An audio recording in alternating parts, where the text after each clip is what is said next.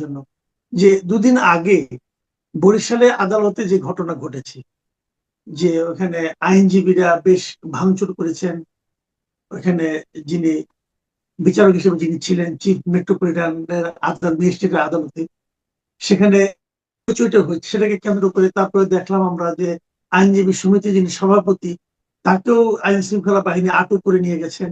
এরপরে দেখলাম যে উচ্চ আদালত থেকে সেখানে আইন অবমাননা বিষয়ক একটা ইয়ে দেওয়া হলো, মানে রুলও দেওয়া হলো। এই যে পুরো ঘটনাটা, এমনিতেই তো আমাদের দেশের মানে আদালত সম্পর্কে মানুষের মনে বেশ অনেকদিন ধরে, কিন্তু গত কয়েক বছর ধরেই এক ধরনের মনোভাব যেটা আমরা দেখতে পাচ্ছি, যাকে নাকি আমরা ঠিক প্রত্যাশিত বলতে পারবো না। মানুষের যেন কিছুটা অস্থিরতা মানুষের মধ্যে আদালত নিয়ে, কিছুটা আপনার আস্থাহীনতা আমরা দেখতে পাচ্ছি। তার মধ্যে এই ধরনের ঘটনা যখন ঘটতে থাকে, তো এই সামগ্রিক বিষয়টাকে আপনি আসলে একজন সিনিয়র জজ হিসেবে, সাবেক সিনিয়র জজ হিসেবে, এখন বর্তমানে আপনি আইনজীবীও আছেন, আপনি দুই দিকেই কাজ করেছেন, দুই দিকের অভিজ্ঞতা আপনার আছে, আপনি এই জিনিসটা আসলে কিভাবে মূল্যায়ন করবেন? দেখেন, বিচার ব্যবস্থায় কিন্তু জজ এবং উকিল বা যারা বিচারক এবং অ্যাডভোকেট, এই দুইজনের সমন্বিত কার্যক্রম গ্রহণ করা ছাড়া কোনো বিচার প্রক্রিয়া সম্পন্ন করা সম্ভব নয়। আর একটা আইনগত বিষয় বলে রাখি, মাঝখানে যেটা অনেকে জানেন না, যে কোনো ব্যক্তি কিন্তু তার মামলা নিজেই পরিচালনা করতে পারেন না, তার ঘনিষ্ঠ বুদ্ধিমান একজন বন্ধু দিয়ে চালাতে পারেন। 3 নম্বরে এসে হলো অ্যাডভোকেট। কিন্তু ওই 2 নম্বরে যে বাদী নিজেও পারেন না, আসামিও নিজেকে ডিফেন্ড করতে পারেন না, তার ওইরকম ট্যালেন্ট বুদ্ধি বুদ্ধিমান বন্ধুও পাওয়া যায় না, তখন অ্যাডভোকেট ধরা হয়। এখন অ্যাডভোকেট এবং জাজ এরা হচ্ছে integral part of justice delivery system. কিন্তু আমরা যেটা দেখলাম বরিশালে, এটা অত্যন্ত দুঃখজনক এবং অবশ্যই এটা একটা নিন্দা করার মতো একটা বিষয়। কারণ আদালত তাকে জামিন দিয়েছে, সে বললাম হত্যা মামলা হোক আর যে কোনো মামলাই হোক না কেন, জামিন দিতেই পারে আদালত, এটা তার এখতিয়ার এবং আইনেই আছে। আর যারা এই মব সৃষ্টি করতে চান, তারা পার্লামেন্ট দখল করে নিয়ে তাদের মতো করে আইন করে বলেন যে কোনো জজই কাউকে জামিন দিতে পারবে না, তাহলে খুব ভালো হয়ে যায়, ঝামেলাটা মিটে গেল। কারণ মিথ্যা মামলা একজনকে ঢুকলে তারা মরার আগে আর তার বেরোনোর কোনো সুযোগ থাকবে না। তো এখন উনি এমপি ছিলেন, আওয়ামী লীগ করতেন নাকি জামাত করতেন না বিএনপি করতেন, সেটি তো বিচার্য বিষয় না। ওই ব্যক্তিটির বিরুদ্ধে কি অভিযোগ আনা হয়েছে সেটি হচ্ছে আদালতের কাছে বিচার্য বিষয়। এবং আমি যতটুকু জেনেছি, ওই ওই যেই 2টা সেকশনে ওনাকে জামিন দেওয়া হয়েছে, এটা বেইলেবল সেকশন। এখন যারা করেছে তারা এটা মেনে নিতে পারেন নাই, যে তারা যে আদালতে একটা কথা হলো, একজন বিচারকের এজলাসের চেয়ার টেবিল, তারা যেখানে অ্যাডভোকেট সাহেবরাই বসেন সেগুলোই তারা ভেঙে ফেলতেছেন, তো তারা কি দাঁড়ায় প্র্যাকটিস করবেন? তাতে বেঞ্চি বসার জায়গায় ভেঙে ফেলতেছেন, ব্রোস্টাম ভেঙে ফেলতেছেন, জজকে হুমকি দিচ্ছেন। এখন জজ যদি নিরাপত্তাহীনতায় ভোগে, সে কি অর্ডার দেবে? সেগুলো আমি বিচার করবো না, আমি কোনো অর্ডার দিব না। তাহলে 2 দিন পরে উনি যখন আসামি হবেন তখন তার কি হবে? এবং সেই ফল তো দেখলামই, ওনাকে যখন গ্রেপ্তার করা হয়েছে উনি ওই আদালতে বিচার চাইতে গেলেন না, আদালত তাকে জামিন দেয় নাই। এখন তাহলে ওই বরিশালের কোর্ট বিলটা, এখন বরিশালের, এখন যেহেতু উনি নিজেই আন্দোলনের নেতা, বারের প্রেসিডেন্ট, ওনাকেই যখন গ্রেপ্তার করে নেওয়া হয়েছে এবং ওনাকে জামিন দেয় নাই, তা আমি মনে করি ওই সময় তো তারা বাইরে বিরোধী দল বা আওয়ামী লীগ করে বা অন্য যে দলই করুক, তাদেরকে জামিন দেওয়ার কারণে চেয়ার টেবিল ভাঙছেন। এখন বারের প্রেসিডেন্টে জামিন নেওয়া দরকার না, পুরো বিল্ডিং পোড়া দেওয়া দরকার না পেট্রোল দিয়ে? বারের প্রেসিডেন্টকে আপনি গ্রেপ্তার করেছেন, তাকে জামিন দিচ্ছেন না। যে বাইরে, যে এমপি না, মন্ত্রী না, সাধারণ মানুষ, আগে রাজনীতি করত, এটা তার নাগরিক অধিকার, সাংবিধানিক অধিকার, তারে জামিন দেওয়ার জন্য যদি আপনি চেয়ার টেবিল আর এজলাস ভাঙেন, তো এখন বারের প্রেসিডেন্টকে অ্যারেস্ট করার জন্য এবং জামিন না দেওয়ার জন্য পুরো কোর্ট বিল্ডিং জানাল দেওয়া উচিত পেট্রোল দিয়ে, অকটেন দিয়ে। তো এই যদি হয় অবস্থা, তা বিচারকরা কি কোনো আদেশ দিতে পারবেন? আজকে আপনি অ্যাডভোকেট, বারের প্রেসিডেন্ট, আপনার পছন্দ হয় নাই, আপনি যে কোর্ট ভেঙে ফেলবেন। তো 2 দিন পর আপনি যখন বিরোধী দলে যাবেন, তখন ওই জজই তো থাকবে, ও না থাকুক তার একজন ব্রাদার জজ থাকবে। তখন আপনাকে যখন জামিন দেবে না, তখন আপনার কি হবে একটু ভাবতে হবে তো। আর বিচার ব্যবস্থা যদি না থাকে, ভাই কি বলবো, আমার আপনার কারো কোনো তো জীবনের নিরাপত্তা নাই, কেউ কোনো বিচার পাবে না, একটা ফেইল্ড স্টেট হয়ে যাবে, এটা অকার্যকর একটি রাষ্ট্র হয়ে যাবে। রাজ্য যদি, একটা রাষ্ট্র যদি অকার্যকর হয়, তখন আইন কিভাবে চলে? জোর যার মুলুক তার, যার শক্তি বেশি, অপরপক্ষকে তো মামলা দিয়ে তো লাভ নেই, তোমাকে তো বিচারের আওতায় জেল ফাঁসি দিতে পারো, কুপায় কেটে ফেলি আসো। এবং সেই কোপায় কেটে ফেলার পরে যদি প্রকৃত দোষী নাকি সে বিচার কে করবে? আপনি ওই যে একটা ইংরেজিতে একটা কথা আছে, none can be the prosecutor and adjudicator in the same go. আপনি একই সঙ্গে নালিশকারী আবার বিচারক, দুইটা তো হইতে পারবেন না। আপনি যখন তাকে কোপায় কাটতে যাবেন, মারতে যাবেন, তার বাড়ি পড়াতে যাবেন, লুট করতে যাবেন, তখন আপনিই তো নালিশকারী যে ওর বিরুদ্ধে বিচার করতে হবে। আপনি বিচার করে ফেলতেছেন, তারা মেরে ফেলতেছেন। আর 2 দিন পরে যখন আপনার উপরে এইটা আসবে বুমেরাং হয়ে, সেটা তো ভাবা উচিত। আর আপনি বারের প্রেসিডেন্ট, আবার 10-12 জন যারা একসাথে ওনার সাথে গেছেন তারা তো অ্যাডভোকেট। এই ঘৃণিত কাজগুলো তারা করেন কিভাবে? আরো একটা কথা বলি পার্টিনেন্টলি, আপনি বলেছেন যে আমি আসলে 6 বছর ধরে আবার সুপ্রিম কোর্টে, প্রায় 6 বছর সুপ্রিম কোর্টে প্র্যাকটিস করি। 36.5 বছর আমি জজ ছিলাম ডিস্ট্রিক্ট জাজ কোর্টে, সহকারী জজ থেকে, মুন্সিফ থেকে সাব জজ হয়ে এই পর্যন্ত আসছি। তা আমি জুডিশিয়াল সার্ভিসেরও মহাসচিব ছিলাম। আমি তো সবসময় আন্দোলন করেছি যাতে এই দেশের বিচার ব্যবস্থা ঠিক থাকে, মানুষ যেন ন্যায় বিচার পায়। আজকে দেখেন এইটা কিন্তু উচ্চ আদালতেও সংক্রামিত হয়েছে, বিভিন্ন সিনিয়র অ্যাডভোকেট কিন্তু বলছে, আমি নিজেও তার সাক্ষী। শোনেন, একটা মামলায় আমি বলছি এই মামলাটা জামিন দেওয়া দরকার ছিল একজন ম্যাজিস্ট্রেটের, নট ইভেন ডিস্ট্রিক্ট জাজ। সেই ম্যাজিস্ট্রেটের জামিনটা আমি চাইলাম। এটা বললে আমি উচ্চ আদালতের প্রতি সম্মান রেখেই বলছি, আমার মামলার আসামির নাম এজাহারে নাই। তারপরে তিনি বলেন কি? তখন জেল, এজাহারে নাই। তারপরে সে হলো তারপরে আরেকটা মামলায় এসে ছোটখাটো মামলায় জেলে আছে। ওই জেলে থাকা অবস্থায় তাকে সোনারেস দেখা, ওই মামলায় তাকে ইমপ্লিকেট করলেন। তো ওই মামলায় তো সে আসামিই না, ওই মামলায় তো তার মধ্যে কোনো এলিগেশন নাই। কারণ সন্দিগ্ধ আসামি হিসেবে যদি কাউকে অজ্ঞাতনামা দিতে হয়, অন্তত একটা 161 লাগে, যে একজন বলছে ভুয়া 161 হোক, একটা গ্রাউন্ড তো লাগবে না। যদি কেউ 164 থাকে তাহলে সে আসামি না থাকলেও তারা গ্রেপ্তার করেন। তা আপনি সোনারেস দেখালেন, আমি হাইকোর্টে জামিন চাইলাম, বলে যে সরি, আউট অফ লিস্ট করে দিলাম। এটা হইল, বিচার হইলো নাকি? আবার কোন কোন কোর্টে বলতেছে, আমাদের অন্যান্য সিনিয়র অ্যাডভোকেটরা দেখি অনেকেই মানে পত্র পত্রিকায় এবং ইউটিউবে বা বিভিন্ন জায়গায় কথা বলছেন, বলে যে না এই এই মামলা আমি নিব না। You can't say this. আপনি মামলা নিবেন না, আপনার কথা হচ্ছে আপনি মামলা নিবেন, বিচার করবেন, বিচার আমার পক্ষে যাবে তা তো বলি নাই আমি। আপনি আমার বিচার দেন, আর একটা উচ্চ আদালত আছে, আপিলের ডিভিশন আছে, যাব, রিভিউ আছে, আমি যাব। কিন্তু আপনি আমার মামলার বিচার করবেন না, এই এন্টিসিপেটরি বেল আমি নেব না, পলিটিক্যাল মামলার বেল আমি শুনবো না।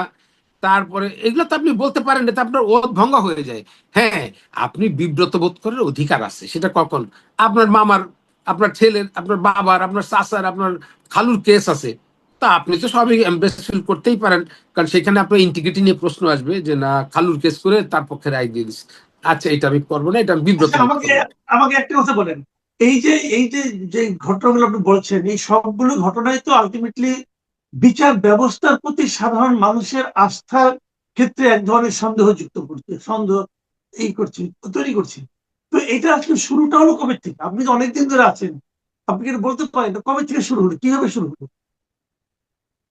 এইটা দেখেন, উম, শুরু হয়েছে এটা অনেক আগে থেকেই, তবে সেটার পরিমাণ কম ছিল বলে তখন আপনার মিডিয়া এত স্ট্রং ছিল না, পত্রপত্রিকা গ্রামে গঞ্জে যেত না। তারপরে আমরা যখন ছোটবেলায় পত্রিকা পড়তাম, বা 1972 সালে যখন পত্রিকা পড়তাম, তখন পত্রিকায় এত নিউজ আসছে না, এত সাংবাদিকও ছিল না, আর এগুলা মানুষের এত এফেক্ট করতো না, এত রেডিও টিভি চ্যানেল ছিল না। এখন যে কোনো যে একটা ঘটনা ঘটলে জাতি জেনে যায়, পুরো জাতিকে আলোড়িত করে এই ঘটনাটা। তখনও ছিল, তার পরিমাণ কম ছিল, কিন্তু এটা দিন দিন বৃদ্ধি পাচ্ছে। আজকে উচ্চ আদালতের প্রতি মানুষের আস্থা চলে যাচ্ছে, নিম্ন আদালতের প্রতি আস্থা চলে যাচ্ছে। তাহলে মানুষ তো আইন নিজের হাতে তুলে নেবে, তো মামলা দিয়ে তো কোনো লাভ নাই। ওই মামলায় জামিন পাবে না, ওকে কোপায় কেটে ফেলি, বিচারটা হয়ে যাক, ওর বাড়িটা পোড়াই দিই, তাহলে বিচার হয়ে যাবে। অথবা আমি তো আদালতে স্যারেন্ডার করলে তো আমাকে জামিন দিবে না। তো এই আস্থাহীনতা যদি আদালতের প্রতি সৃষ্টি হয়, আমার আপনার কারো জীবন কিন্তু নিরাপদ না। আজকে যারা মন্ত্রী এমপি হয়েছেন তাদেরও জীবন কিন্তু নিরাপদ নয়। আপনি কয়জন পুলিশ নিয়ে চলবেন? যখন মানুষ আইন হাতে তুলে নেবে 5টা পুলিশ, 10টা পুলিশ কোনো কাজে আসবে না। অন্য পুলিশ এসে সহযোগিতা করার আগে আপনার জীবনও শেষ, আপনিও শেষ, রাজনীতি শেষ, সবই শেষ। এই জন্য আমি অবশ্য একটা দিক থেকে আমি সরকারকে ধন্যবাদ দেই, যে ওই যারা আন্দোলন করে ওই চেয়ার টেবিল ভেঙেছে তাদের একজনকে গ্রেপ্তার করেছে এবং 12 জনকে খুঁজে বেড়ানো, এটা কিন্তু সরকারে আমি অবশ্যই স্যালুট করব। এইটা হওয়ার কারণে আজকে যারা দলীয় রাজনীতি করেন, আওয়ামী লীগ করেন, বিএনপি করেন, যেটাই করেন না কেন, তারা বুঝবে যে না, এর বিচার আছে। এবং আমি মনে করি যে বর্তমান সরকারের এই প্রথম স্টেপটা জনগণ কিন্তু অত্যন্ত ভালোভাবে নেবে। যে অ্যাডভোকেট সাহেব করেছেন, বারের সভাপতি তাকে গ্রেপ্তার করে নিয়ে গেছে এবং তাকে জামিন দেওয়া হয় নাই। এবং সবচেয়ে আরেকটা ভালো দিক, সুপ্রিম কোর্ট নিজেই এইটার উপরে একটা বিজ্ঞপ্তি জারি করেছেন যে, এবং ওই বিজ্ঞপ্তি জারি করেছেন যে এটার প্রপার যেন বিচার হয় এবং আইনগত ব্যবস্থা নেওয়া হয় এবং সবকিছু মিলিয়ে সুন্দর একটা সুপ্রিম কোর্ট থেকে এই প্রথম আমার জীবনে 36.5 বছর জর্জিয়াতে 6 বছর ওকালতি, এই 42 বছর 42.5 বছরে আমি এই প্রথম দেখলাম সুপ্রিম কোর্ট ব্যাপারটা এত শক্ত হাতে হ্যান্ডেল করতেছেন। আমি সুপ্রিম কোর্টকে ধন্যবাদ দেই, সুপ্রিম মাননীয় চিফ জাস্টিস তাকে ধন্যবাদ দেই, এবং সেই সঙ্গে আমি সরকারকেও ধন্যবাদ দেই যে এক্সিকিউটিভ অথরিটি তো সরকার, সুপ্রিম কোর্ট সার্কুলার ইস্যু করলেই তো হয় না। সুপ্রিম কোর্ট তো কামান্ড ট্যাঙ্ক, ফাইটার, গোলা বারুদ, আর্মি কিছুই, পুলিশ নাই। এটা হচ্ছে একটা কনস্টিটিউশনাল জুরিসডিকশন, মানুষ এটাকে ভয় পায়, মানুষ সম্মান করে। কিন্তু আজকে দেখেন সুপ্রিম কোর্ট টিকে আছে। আজকে 1 লক্ষ লোক যদি সুপ্রিম কোর্টে হামলা করে, তো সুপ্রিম কোর্টে ইট পাটকেল চুন সুরকি সব খুলে নিয়ে যাবে না? কোর্ট থাকবে? তো আমরা তো তো কোর্টটা আছে কেন?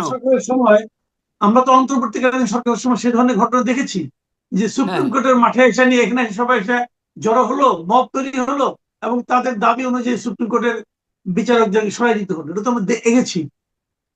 না, এটা ঠিক আছে, it is the failure of the then government, the then government. It was right, their right. Duty, it was their mandatory duty.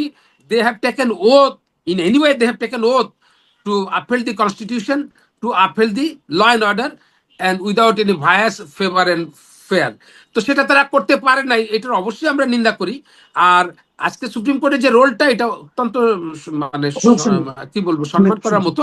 যে সভাপতিকে মামলা হয়েছে, পুলিশ অথরিটি তো executive organ of the state, not the chief justice বা আমাদের judicial কেউ না, তারা গ্রেপ্তার করেছে। আর তাদের পক্ষে যারা ছিলেন সেই লয়াররা কিন্তু আবার মিছিল মিটিং করেছে।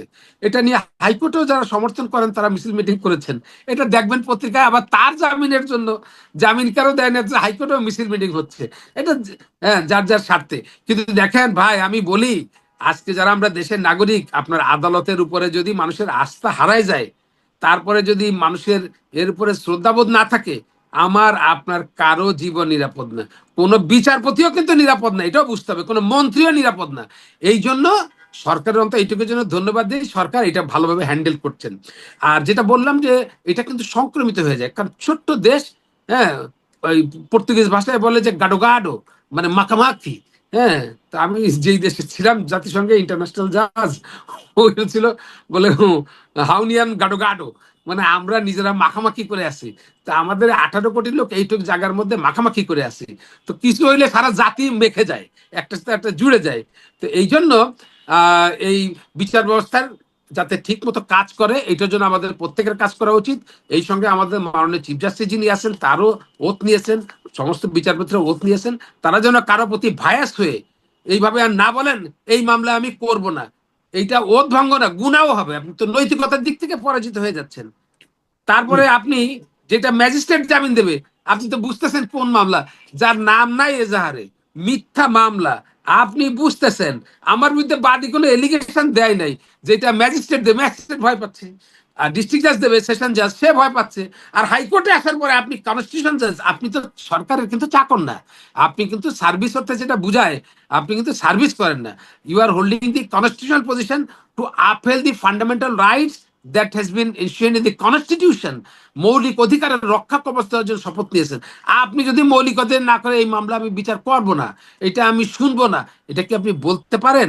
আপনার নৈতিকতার দিক থেকে আপনার ওথ ভঙ্গ হয়ে যাচ্ছে, আপনি নাগরিক হিসাবে, মানুষ হিসাবে অধপতনের চূড়ান্ত জায়গায় চলে যাচ্ছে।